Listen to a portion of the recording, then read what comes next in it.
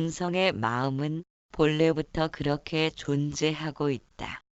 그러나 우리가 양변을 쥐고 마음을 흔들었기에 영상으로 가려진 스크린처럼 본성의 마음을 발견하지 못했을 뿐이다. 그렇게 내 맘에 들고 안 들고 하면서 양변을 오르내리는 마음의 작용이 멈추어야 스크린이 모습을 드러낼 것이다.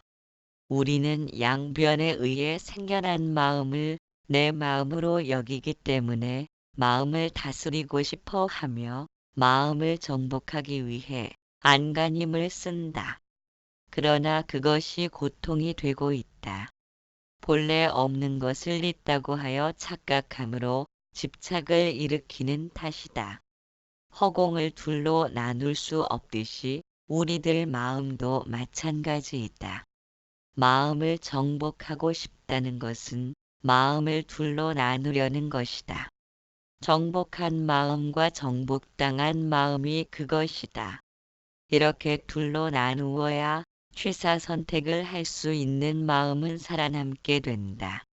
이렇듯 마음은 교묘하게 우리를 얽어매고 있다. 고통이라고 생각하는 것도 마찬가지이다. 기분이란 때로는 좋아지기도 하고 나빠지기도 한다. 그런데 기분이 좋아지는 것을 행복이라 하고 기분이 나빠짐을 불행이라고 나누어 놓았다. 기분을 둘로 쪼갠 것이다. 그래서 불행과 마주치는 것을 고통이라고 생각한다. 기분을 둘로 나누었기 때문에 고통을 회피하고자 한다. 고통의 자리에는 행복이 넘쳐야 하기 때문이다. 행복에 대한 집착이 생기면 마음은 애착과 원망을 따라 오르락내리락 하게 된다. 행복하지 못하면 불행을 겪어야 하므로 원망도 달라붙는다. 그것을 고통이라 부른다. 그러나 고통은 본래 없는 것이다. 때에 따라서 기분이 올라가기도 하고 내려가기도 하는 것을 나누고자 했기에 생겨난 것이다. 또한 둘로 나누었다고 해도 행복을 요구하지 않는다면 행복하지 않음이 다가와도 무덤덤하게 지나칠 수 있다. 이와 같이 우리는 고통을 멀리하고 행복을 손에 넣으려는 그것에 의해서 희롱당하고 있다. 결국 양변의 마음으로 인해서 집착을 일으키고 집착으로 인해서 고통의 늪으로 빠진 것이다. 이 모든 원인은 언어적 관념으로 마음을 삼았기 때문이다. 6조 해능대사의 의발을 뺏기 위해 뒤쫓아온 도명스님이 법을 묻자 선도 생각하지 않고 악도 생각하지 않는 바로 이러한 때 어떤 것이 명상좌의 본래 면목인고? 이에 도명스님은 말끝에 문득 법을 보았다. 또한 해능대사를 찾아온 회양선사에게 대사는 물었다. 어디서 왔느냐? 숭산에서 왔습니다. 어떤 물건이 이와 같이 왔는가? 회양선사는 이 말에 대답을 하지 못하고 돌아가서 8년간을 참고하였다. 그리고는 다시 해능대사를 찾아뵈었다. 대사가 묻기를 어떤 물건이 이와 같이 왔는가? 그러자 회양선사는 답하길 설사 한 물건이라고 말하여도 맞지 않습니다. 이에 회양선사는 34대의 조사이며 중국선의 6대 조사로 해능대사의 법맥을 잇게 되었다. 고기를 잡았으면 통발을 버리라고 황벽스님은 말씀하였다. 마음은 참으로 신비로운 물건임에는 틀림이 없다. 얼마나 무한한 발전을 이루고 하루하루 세상 살기가 편하게 달라진다. 그러한 업적은 마음이 인간에게 공헌한 것이다. 그러면서도 마음은 인간을 고통의 늪으로 몰고 가고 있다. 우리는 마음이라는 양날의 칼을 쥔 것과 같다. 참으로 조심스럽게 사용하지 않으면 위험에 빠질 것이다. 그러나 사용법을 알고 잘만 쓴다면 그보다 훌륭한 도구는 없을 것이다. 그렇기에 마음의 속성에 대하여 알아가는 것을 게을리하지 말아야 한다. 마음이 나타난 것은 생각을 틀 잡으려 하기에 생겨난 것이다. 생각이란 우주의 본성이라 할 수 있는 견문각지의 작용이다. 보고 듣고 깨닫고 아는 성품이란 생명체 모두가 지니고 있다. 그런데 언어를 지닌 우리는 견문각지를 내 마음으로 착각하여 견문각지를 아상으로 덮어버렸다. 즉 마음을 일으켜 생각을 움직이려 한다는 것이다. 마음을 일으킨다는 의미는 과거의 기억을 인식함으로써 지금 보고 들은 것과 비교하여 좋고 나쁨을 가늠하는 것이다. 또한 생각을 움직인다는 것은 생각에 하고자 하는 의도를 심는 것이다. 이러한 작용으로 인해 본래 우주적 성품의 무위였던 견문각지가 유위의 법으로 돌아선 것이다. 자규를 지닌 생각은 우주적 본성을 착각함으로써 망념이라 한다. 견문각지가 무위라고 일컫는 것은 보고 듣고 깨닫고 아는 것에는 지금 현재함으로 아상이 들어설 필요가 없다. 눈에 보이고 귀에 들려오고 몸에 대면 촉감을 깨닫고 아는 것은 좋고 나쁨을 구별하지 않는다. 모든 것을 평등하게 받아들이기 때문에 좋은 사람도 보이고 나쁜 사람 목소리도 들리는 것이다. 이처럼 평등하고 차별을 두지 않는 무위의 성품이 아상이 들어서면 달라진다. 좋고 나쁨을 차별하게 되는 것이다. 싫은 사람 얼굴은 고개를 돌려 외면하고 귀를 막거나 서둘러 자리를 피한다. 더 이상 받아들이고 싶지 않은 까닭일 것이다. 이처럼 평등하고 차별 없던 견문각지에서 아상이 개입되면 내 맘에 들고 안 들고를 먼저 판단하게 된다. 이것이 견문각지인 생각에서 아상인 뜻을 일으키는 것이다. 아상이 들어선 생각은 무위의 본래 성품을 잃어버리고 좋고 나쁨을 가늠하는 도구로 전락된 것이다. 좋고 나쁜 양변을 달리느라 마음은 쉬질 못하고 항상 번잡하다. 그러나 본성의 마음자리는 모든 것이 고요하고 잠잠하며 번잡이 다하여 정멸한 자리이다. 그것이 어디 높은 산꼭대기에 자리를 잡고 있는 것이 아니라 아상이 들어서기 전에 나타난 생각이다. 그 자리에는 고요하고 잠잠하지 못할 이유가 없다. 모든 것을 차별 없이 평등하게 비추는 태양과도 같다. 그런데 양변을 쥐고 생각을 흔들어대는 마음은 아상으로부터 비롯된 것이다.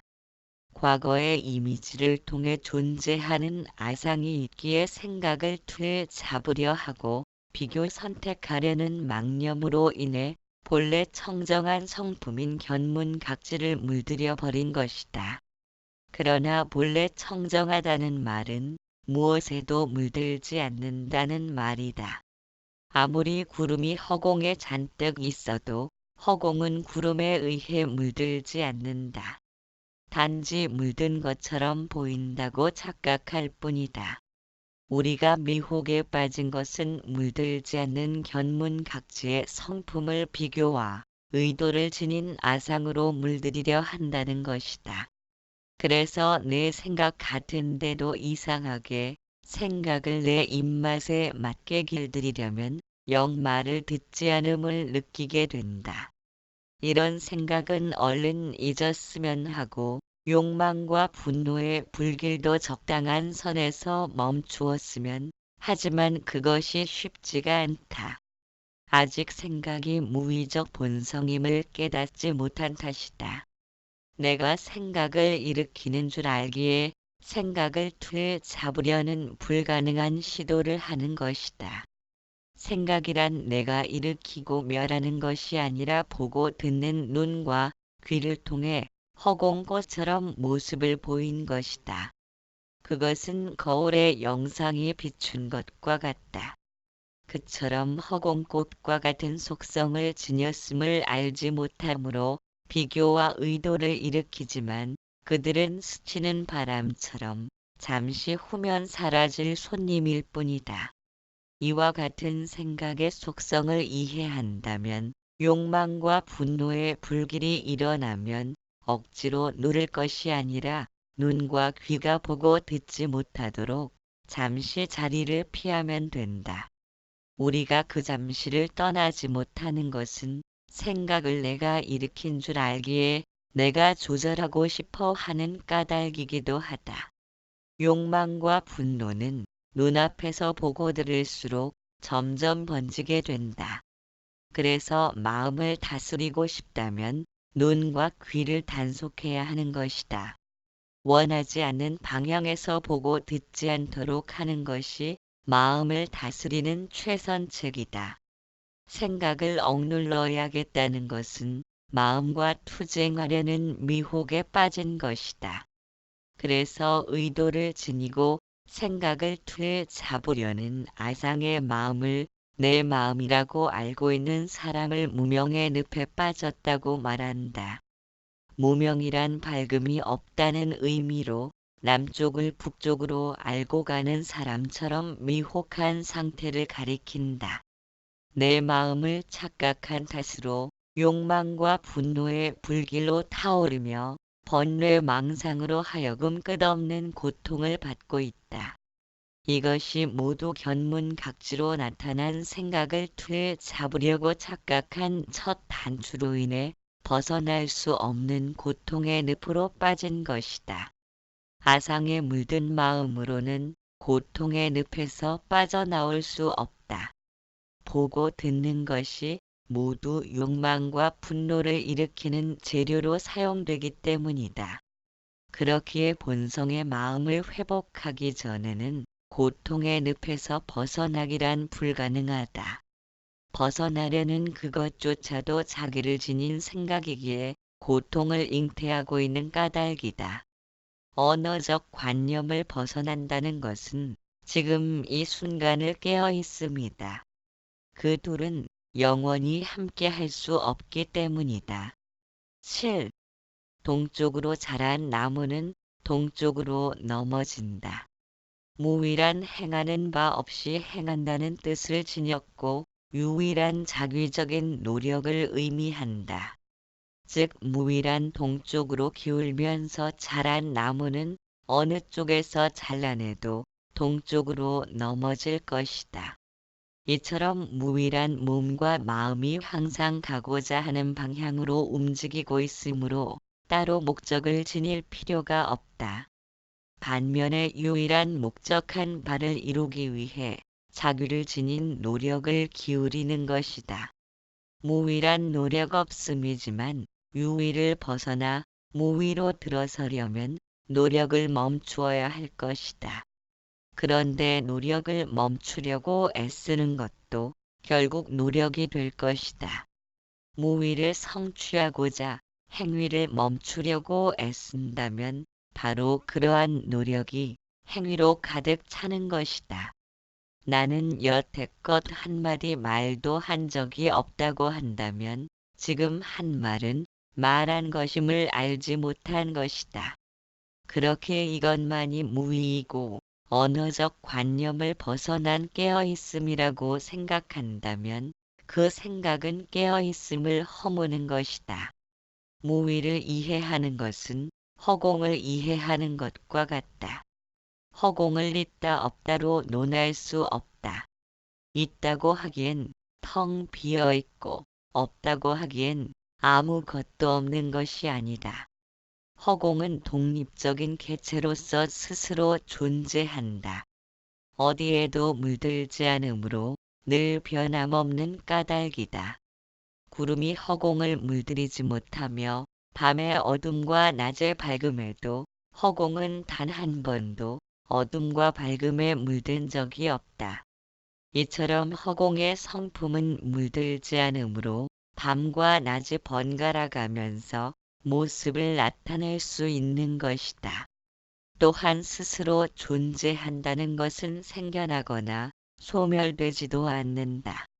여러 인연을 의지해서 존재하는 것들은 생겨나고 변하면서 멸하기도 한다.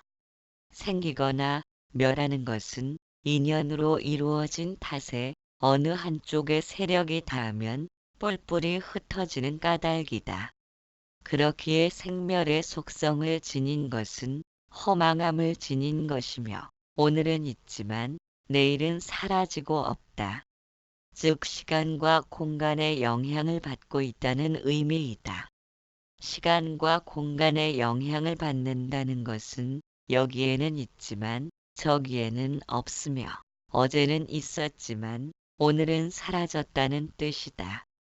스스로 존재하는 성품은 시간과 공간의 영향을 받지 않는다. 어제는 있었지만 내일은 사라질 물건이 아니며 여기는 있지만 저기에는 없는 물건도 아니다. 따라서 허공이란 있다거나 없다라는 관점으로 바라볼 성질이 아니다. 있다와 없다든가 이다와 이 아니다라는 관념은 언어의 상대적인 개념을 통해 등장한 것이다. 허공처럼 시간과 공간의 영향을 받지 않는 것을 절대적인 세계라고 한다. 그렇기에 절대적인 세계란 언어 문자로 가리킬 수가 없다. 공간의 영향을 받지 않으므로 여기에는 없고 저기에는 없는 것이 아니다 보니 가리키는 그것마저도 절대적인 세계에서 존재하는 것이다. 그러나 절대적인 세계를 가리키고 싶어 하는 것은 절대적인 세계를 이해하지 못한 것이다. 절대의 세계와 상대의 세계로 구분한 것은 이해를 돕기 위한 차원이지 상대의 세계란 단지 절대의 세계가 모습을 드러낸 것뿐이다. 우리들 마음속에는 언어에 대한 관념으로 가득 차 있다. 언어란 다른 것과의 비교를 통해서 이루어진 탓으로 상대적인 개념을 통해 창조된 것이다. 산이 높다고 말한다면 얼마나 높은지 알 수가 없다. 에베레스트 산보다 높다고 해야 산이 정말로 엄청나게 높은 줄 비로소 안다. 그러다 보니 비교하는 속성이 생겨나고 비교함으로써 취사 선택의 의도를 일으킨다. 그런 까닭의 마음은 하고자 하는 생각의 길을 지닌 마음의 거품으로 변한 것이다. 언어는 항상 절대적인 세계를 언어로 짐작하려는 것은 비교할 대상을 이끌어와야 한다. 그러나 절대적인 세계는 스스로 존재하기에 비교할 대상을 찾는 것이 불가능하다. 허공을 언어로 설명하려는 것은 허공을 전혀 알지 못함과 같다. 허공은 상대적인 개념이 아니기 때문이다. 허공의 상대라면 땅이라 할 수 있지만 지구란 허공에 둥실 떠있는 티끌과 같다. 노력한다는 것도 마찬가지이다. 아무리 높이 뛴다 해도 여전히 땅에서 움직이는 것이라 무위인 허공에 다다를 수는 없다. 무위와 유위에 두드러진 특징이 있다면 무위란 아상이 들어서지 않은 것이며 유위란 아상이 들어선 것이다.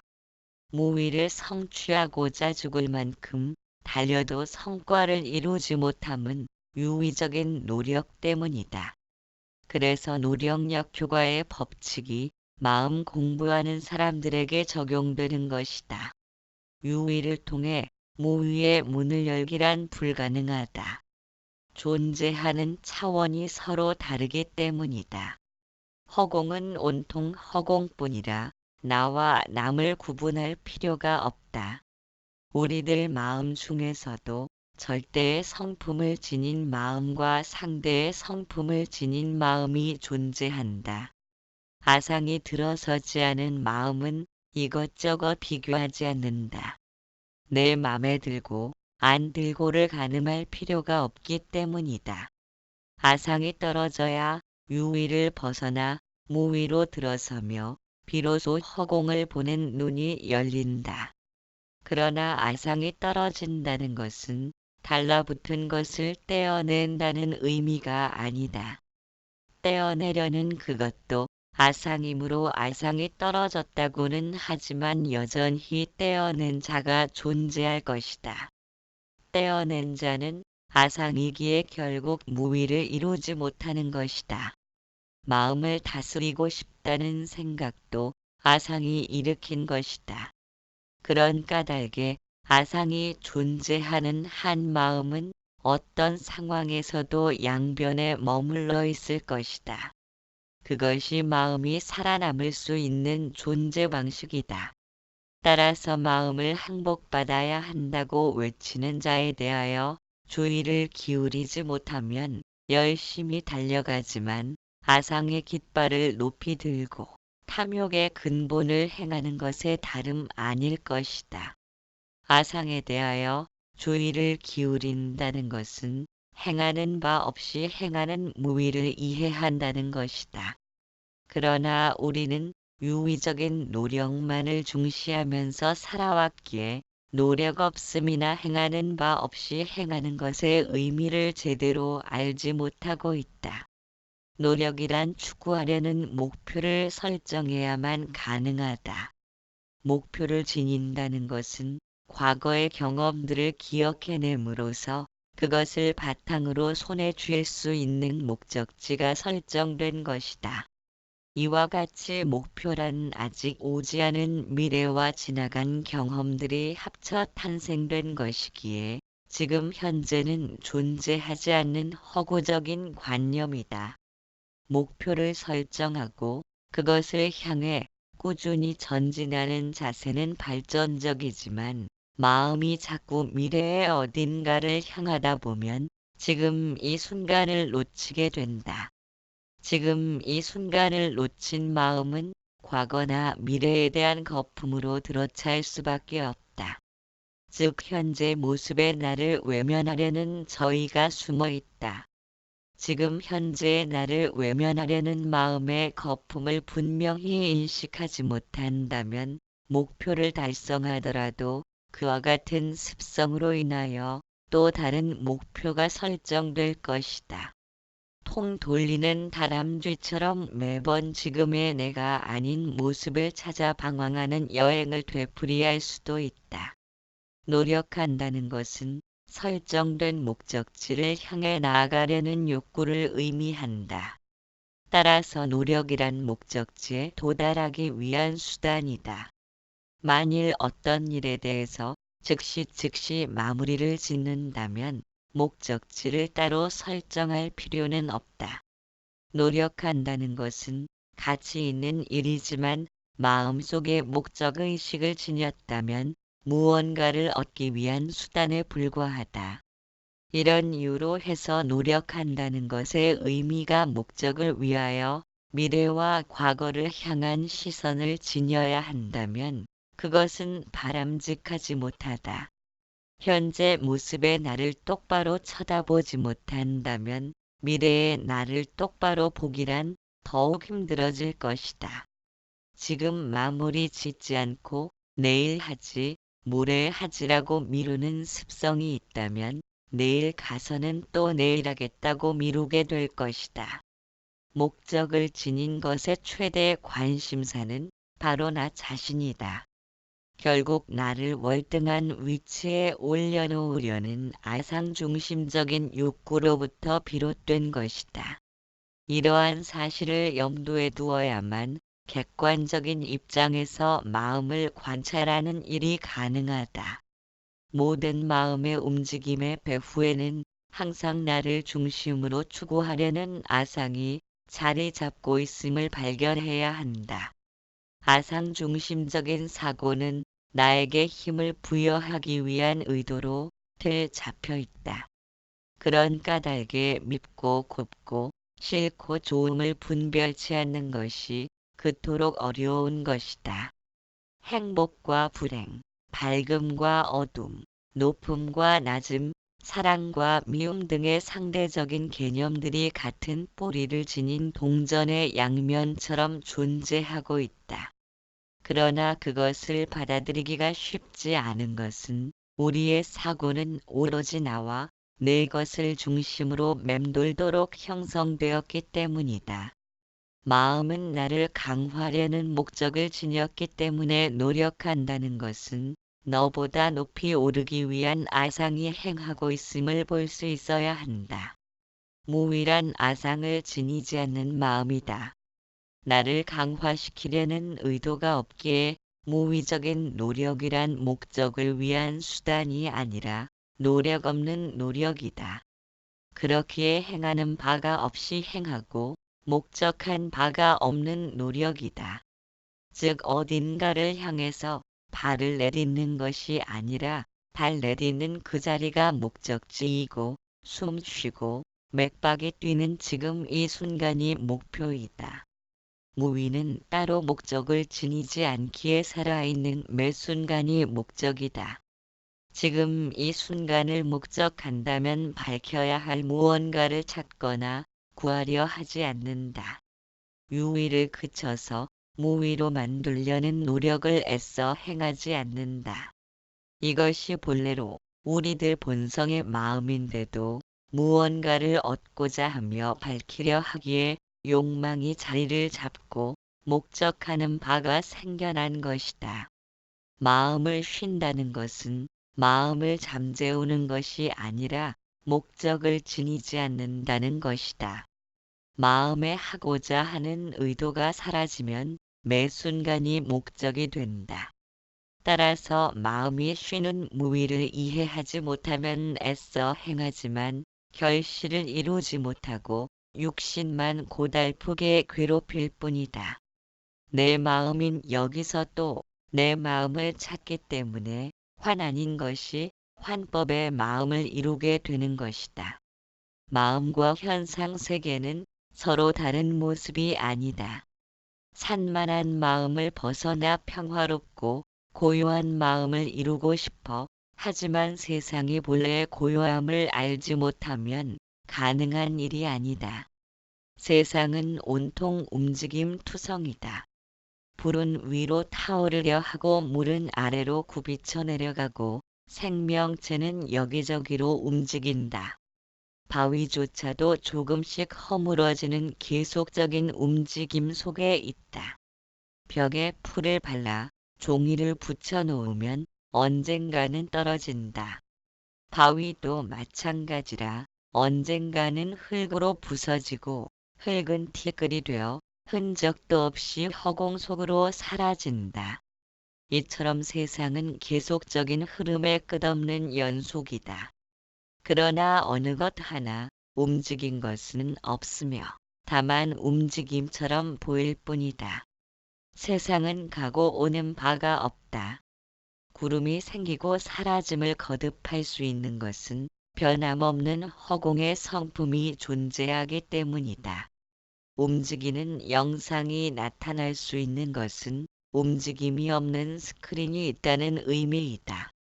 낱장의 사진들을 이어 붙여 빠르게 돌리면 움직이는 듯 보이지만 실상은 멈추어진 낱장의 사진들이다.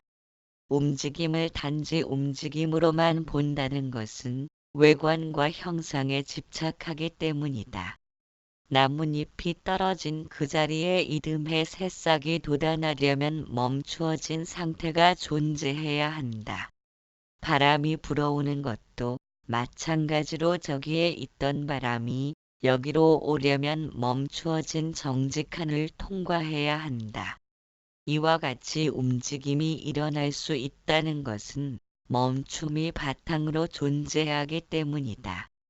움직임은 매 순간 멈춤과 함께하고 있음을 알지 못하기에 시간이 흘러가면 육신도 소멸되므로 양변을 나누면서 한쪽에 집착하는 것이다. 마음도 그와 같다.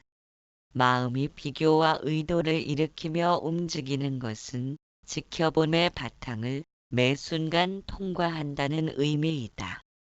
지켜봄이 우리들 본성의 마음이라면 우리는 어디로부터 오지도 않으며 어느 곳으로도 가지 않는다. 멈추어진 그대로 변함없이 존재하기 때문이다.